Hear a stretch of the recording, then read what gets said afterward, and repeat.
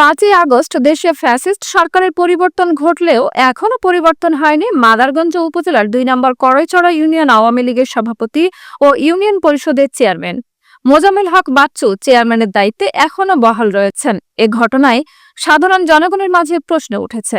স্থানীয় সূত্রে জানা যায়, সাবেক এমপি মির্জা আজমের প্রভাব ও ভোটবিহীন নির্বাচনের মাধ্যমে দুইবার চেয়ারম্যান পদে নির্বাচিত হন মোজাম্মেল হক বাচ্চু। চেয়ারম্যান হিসেবে দায়িত্ব গ্রহণ করার পর থেকেই তার বিরুদ্ধে নানা অপকর্মের অভিযোগ।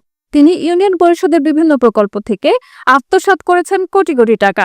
কাজ না করেও তিনি অর্থ হাতিয়ে নেওয়ার চেষ্টায় নিযুক্ত ছিলেন। এছাড়াও জানা যায়, আওয়ামী লীগ সরকারের বিগত দিনে চেয়ারম্যান মোজাম্মেল হক বাচ্চু বিরোধী দলের নেতাকর্মীদের মিথ্যা মামলায় হয়রানি করার জন্য কুখ্যাত হয়েছেন।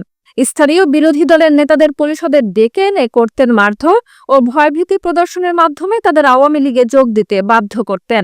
সচেতন মহল জানান, ফ্যাসিস্ট সরকারের সহযোগী হওয়ার পরেও মোজাম্মেল হক বাচ্চু কিভাবে চেয়ারম্যানের দায়িত্বে বহাল রয়েছেন, এটাই সাধারণ জনগণের প্রশ্ন। এবং চেয়ারম্যান মোজাম্মেল হক বাচ্চুর নামে এখনো হয়নি কোনো রাজনৈতিক মামলা।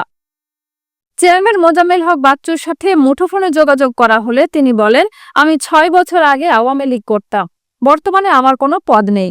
বিএনপি নেতাদের সাথে আমার ভালো সম্পর্ক থাকায় আমার নামে কোনো মামলা হয়নি।